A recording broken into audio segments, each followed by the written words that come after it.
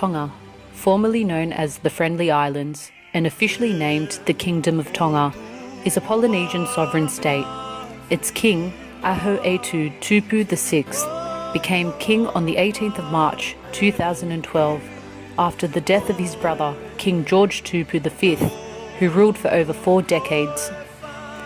The Kingdom of Tonga is located in the South Pacific Ocean, southeast of Fiji, south of Samoa, and north of New Zealand. The kingdom comprises of 176 islands, 36 of which are inhabited. These islands are divided into 3 major groups: Vava'u, Ha'apao, and Tongatapu. The capital city of Tonga is Nuku'alofa, which is located on the nation's main island of Tongatapu.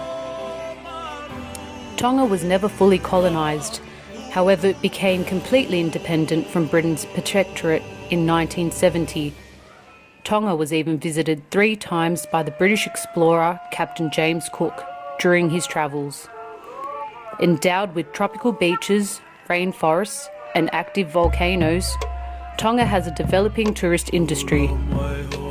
It has no strategic or mineral resources, and unemployment is particularly high, so families rely on money sent home by Tongans living and working abroad in countries such as New Zealand, Australia, and the United States. The 2 main languages spoken in Tonga are Tongan and English. Its major religion is Christianity.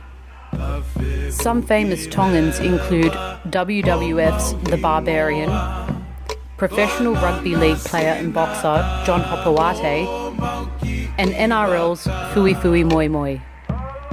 Although some aspects of Tonga's traditional culture have changed due to the interactions with the English-speaking West, Tongans continually find ways to uphold the Tongan way of life.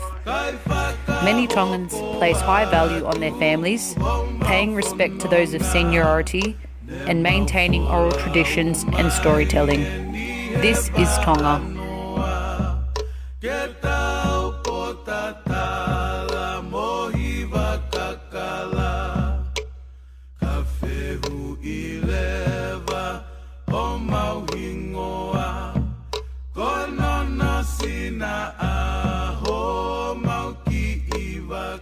Tongan food is made up of foods from the land and the sea. Tongan people are hunters and gatherers of land and the sea. A lot of land Tongan food are made up of a different root crop, which is a substitute for your common potatoes.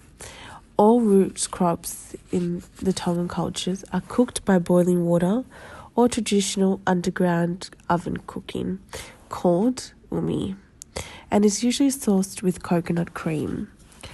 Tongans love feast and plays a major role in Tongan lifestyle. Up to 30 different dishes may be served on a pola, a long tray of plated coconut fonds, and will typically include pig, crayfish, chicken, octopus, and a variety of fruits. Also including yams, taro, cassava, and sweet potatoes. Tongans are proud Polynesians with a unique culture different from other South Pacific nations. Tonga's total residential population is around 106,000. Tongan Americans are Americans who can trace their ancestry to Tonga, officially known as the Kingdom of Tonga. Tonga is the only kingdom in the Pacific since Tawhai Ahau, King George in 1815, who declared Tonga a constitutional monarchy. He also gave Tonga its first constitution. Women play a big role in the Tongan culture. So what is a fahu in Tongan? A fahu is the father's oldest sister who is accorded the highest levels of respect at all formal events. She also acts as a family matriarch. The 2 biggest occasions for Tongan families are weddings and funerals, where traditional tapa cloths and woven mats are gifted.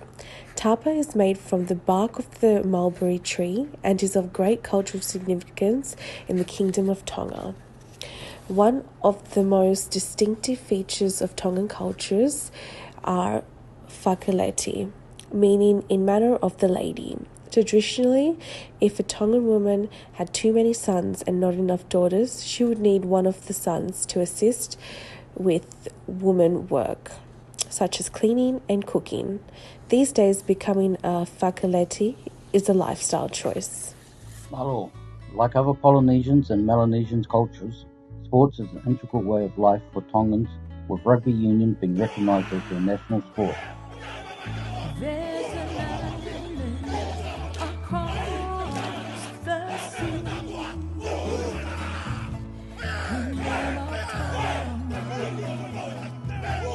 Kingdom of Tonga. And it's calling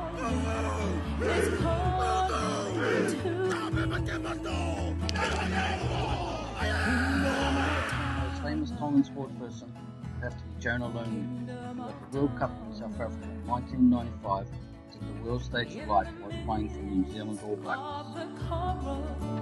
There's a nation I can't hide. Rugby is not the only sport played in Tonga. They also play soccer, judo, cricket, sumo wrestling, and they have attended every Summer Olympics since 1984 and 2 Winter Olympics in 2014 and 2018. Who could forget the Tongan flag bearer from 2016? Willie says he can't go out in public now without his shirt on due to the confusion caused by mistaking him. And Lavi, well, she just cries in her room, mumbling, "Why? Why did you have to be my cousin?" In 1996, Tonga won its first Olympic medal in boxing, where upon returning to Tonga, he received a special gift, which you can see was probably more treasured than his medal.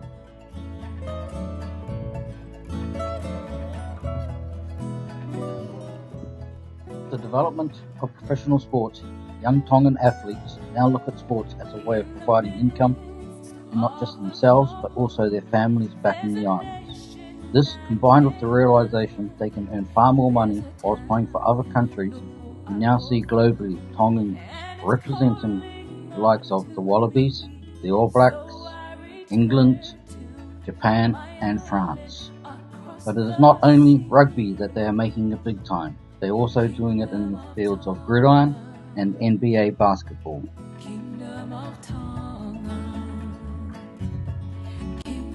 Through the achievements of their athletes, Tonga is certainly getting recognised on the world stage. Thank you, goodbye, and God be with you.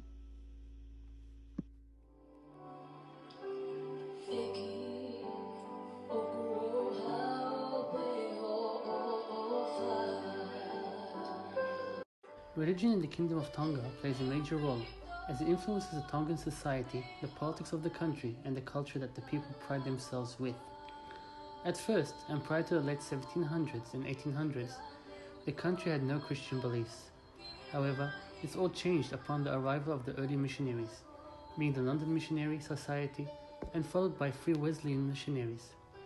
The Wesleyan missionaries influenced greatly on the people of Tonga, even the monarchs, allowing them to adapt Christianity. Not only that, it affected all their aspects of life, including the old socio-political structure and king groups. Many original traditions that challenged the moral code of practices of Christianity were adapted to accommodate the religion, such as the art of tattooing and indigenous worldviews. The country has its system of life and work structured around the Christian worship calendar. Sunday is reserved for a day of worship and rest. Most stores close and only essential work is permitted.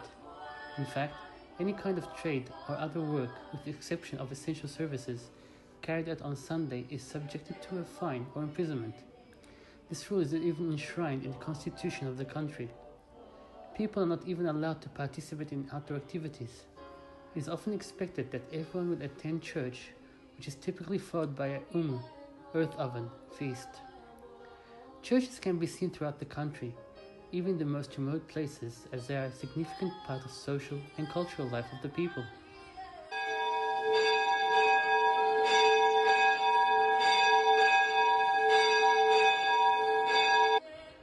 Church bells could be heard echoing daily for announcing the services are about to begin. With the modern day lifestyle, it is visible to see that the older generations participate in church services, activities, more than the younger generations. The younger generations respect their customs and traditions. However, they find it difficult to hold on to them and maintain Anga Whakatonga, the Tongan way, alongside the influence of Anga Whakapalangi, the Western way. With that, the church still welcomes them anytime they attend.